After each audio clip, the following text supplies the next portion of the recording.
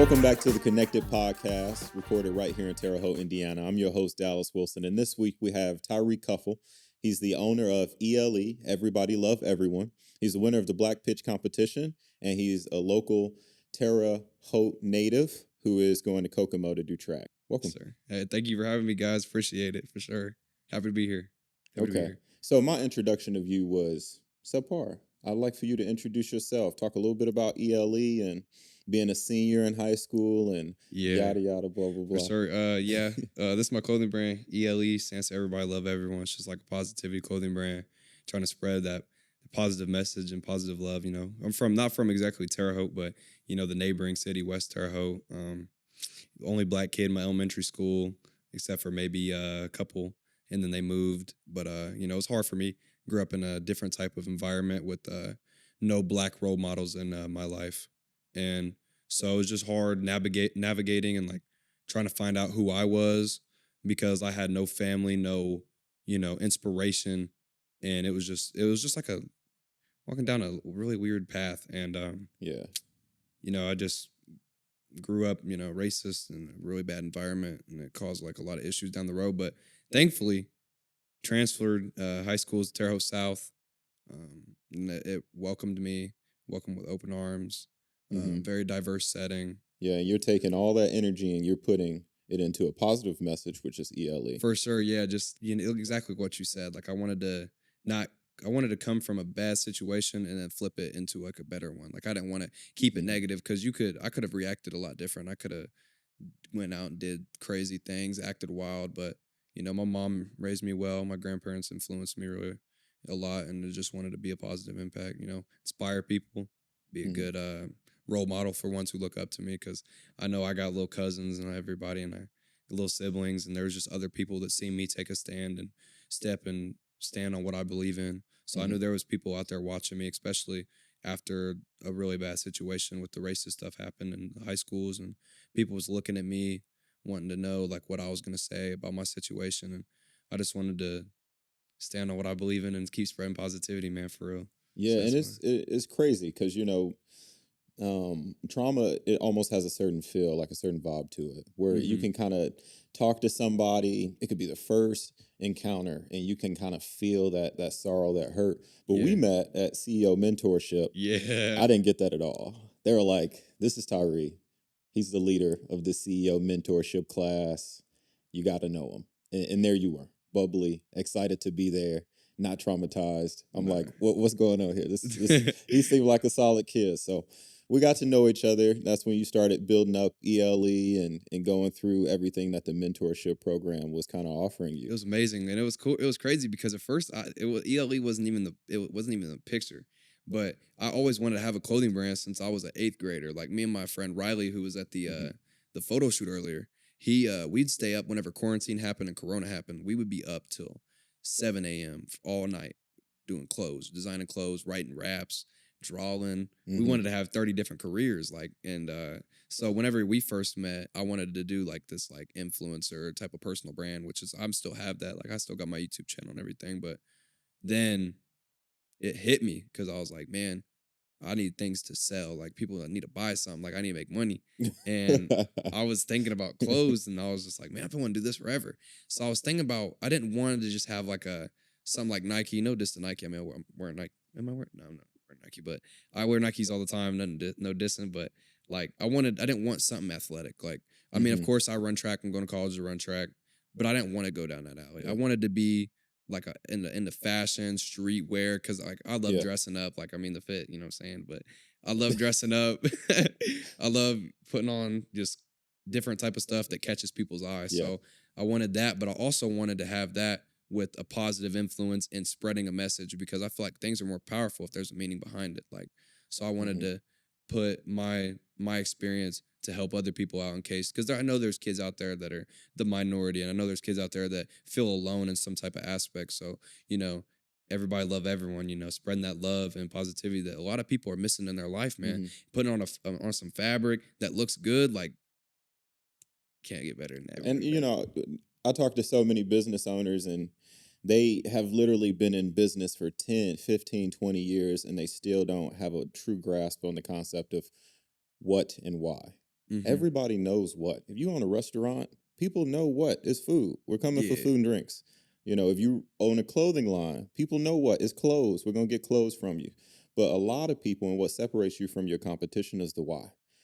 Why your clothing brand? Why you? Why do I get this from you? And I feel like you incorporated that right from the jump. Off the And it rip. and it's something that's so passionate to you. And then also I was excited to get a mentee who was a creator, not a consumer.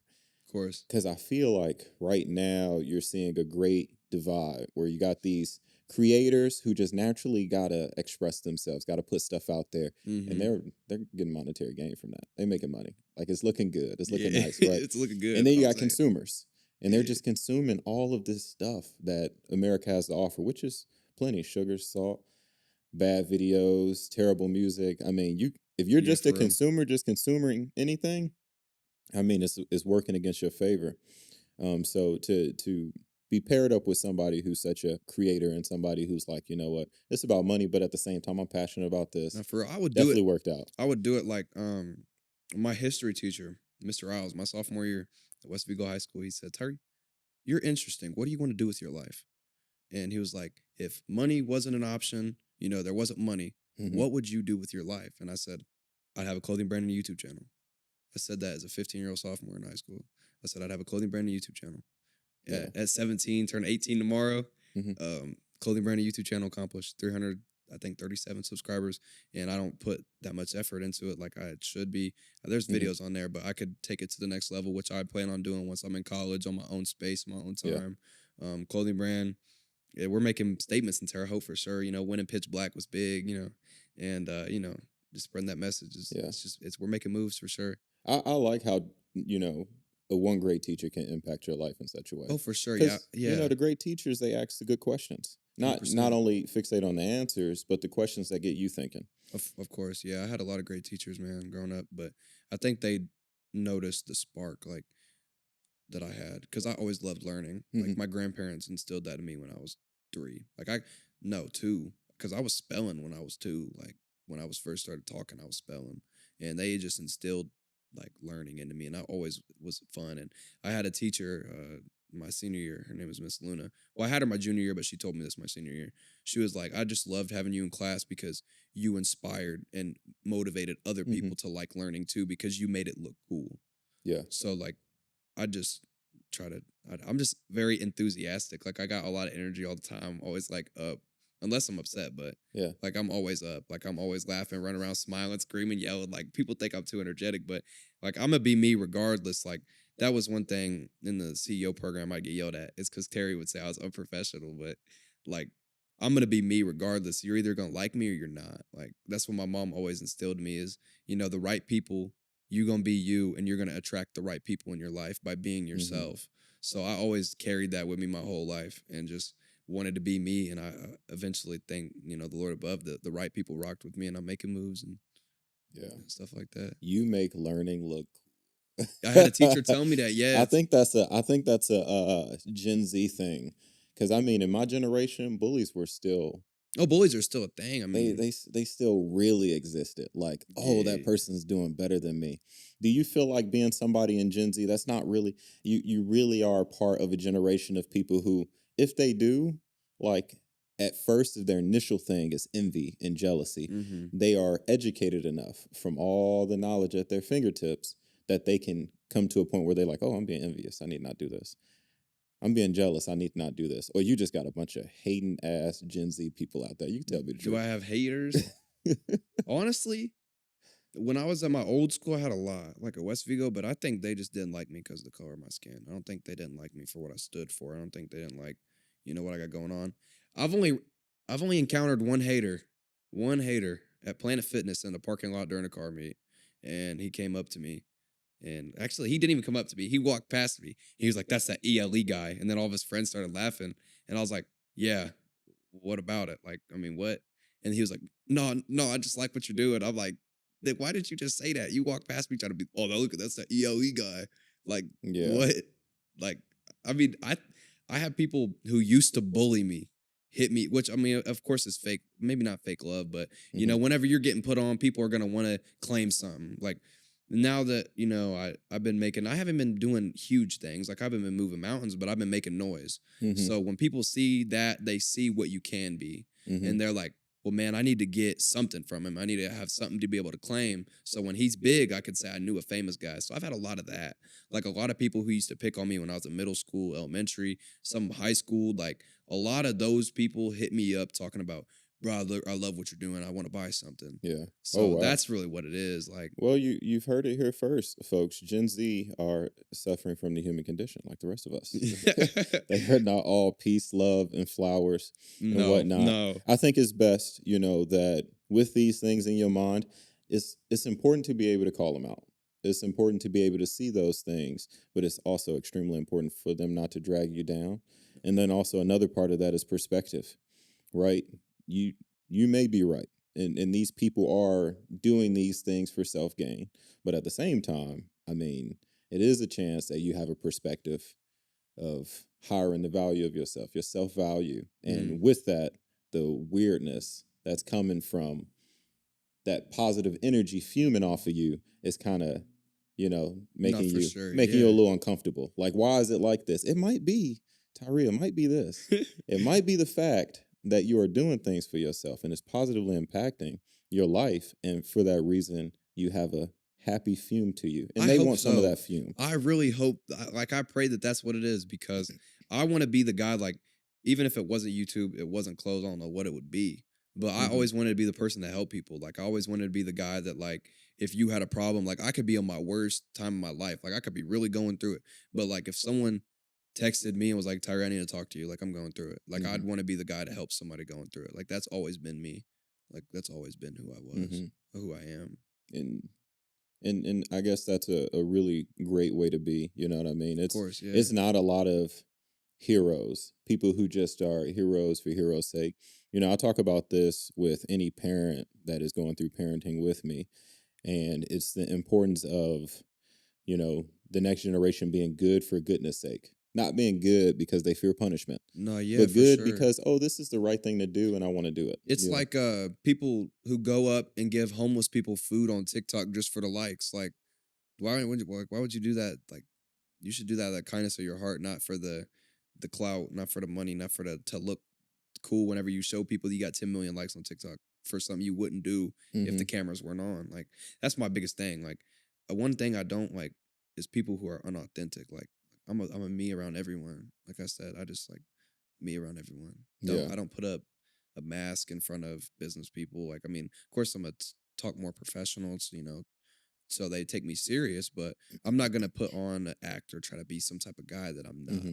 Because Have I mean, at the end of the day, that's gonna get exposed. You're gonna slip up. Someone's gonna see it, and they're gonna be like, "But he acted like this when I was around," and then your mhm. your facade or whatever you have is gonna Yeah. get broken. You don't want to be known for playing the part. That's for Exactly. sure. So how much traveling have you done? Have you been? Like traveling, Yeah, yeah. I go to, man, in Indiana, I'm everywhere. I go to Fort Wayne a lot because I got my grandma down there, my little brother, my uncle, my cousins. I go to Kokomo all the time for college. I come back to Terre Haute, but I haven't really done much traveling. I've actually only been to like on a vacation twice, and I went to South Carolina, Myrtle Beach both times. But it Hmm. was one time was with my ex's parents, and then one time was with my grandpa, my mom, my aunt, and my cousin. Yeah. But that's really it. Man, while in college, you're gonna get the opportunity to travel. Oh, especially running track. Dude, you're gonna Oh get the man, opportunity to travel, and I'm telling you, just soak it in. of I course. can't wait until you've been through your sophomore year and you're coming back home and we can get you back on the podcast. Man, And also have you review this conversation because you're gonna be like, I've man. been to there. I need to get ELE in every state. That's the Yeah. goal. I've got it. I've got ELE in Yeah. South Vermilion, Terrell North, Terrell South, West Vigo, um, ISU, Ivy Tech, St. Mary's.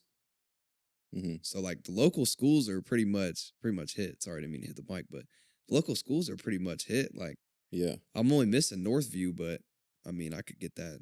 Yeah. I'm So excited to see how these cultural experiences is gonna affect the brand, oh yeah, because yeah, everybody loves everyone differently. and literally and yeah. it's a way big difference between Illinois and Mm-hmm. Indiana Yeah. and Florida and what have you. It's So a difference between every person, man. Love is different. Everybody expresses love different. Love languages. Like some people, you know, to express their love, they give you hugs. Some people, cuss you out whenever they express your love. You know what I'm saying? I mean, everybody's different. And so Yeah, that's a real tough one. no, it's That's a love. lot Love to is unpack there, no, but yeah, yeah, love is a hard subject. Love is probably the hardest thing, man. it Like is. at the end of the day, like what is the science? I think it's a chemical reaction in your brain, but like Mhm. I feel like it's more than that. Like, love is, you know, a lot of different things. So I feel like everybody's experienced it. And if they haven't, you know, cop a shirt, feel the love. Yeah. love Yeah, love does represent a level of vulnerability, and the more vulnerable you can be and the more acceptance you get, the more you feel it. It's of it's a course. it's a drug to a lot of people, especially people who naturally can be vulnerable, Yeah. naturally can let down those walls. That's not a that's a real superpower, No, well, yeah, to be being able to let vulnerable is people in and yeah. accept them No, for whatever because comes. I mean, wounds are gonna happen. You're gonna get knocked down in life. You're gonna get, you know, hard things are gonna happen. But it's the ability to be vulnerable and let down those walls and pick yourself back up. I think it's number one, being vulnerable is impressive, but being able to pick yourself up from being vulnerable, because some people are vulnerable once and then they are never vulnerable again. But Yeah. it's the part of being able to pick yourself back up from being vulnerable and then continuing to know I can get hurt here, but I know I got myself and I'm able to get back up. Because I mean, I seen this Kevin Hart TikTok one time, and he was talking, and it was like every day the sun's going to go down at around 8 to 10 or whatever you're at. It's going to go down, and you could be hurt, you can be sad, depressed, but at the end of the day, the next day that sun's going to come back up and another day is going to Hmm. come around. So you just got to live each day, the Yeah, I do best you like can that. be.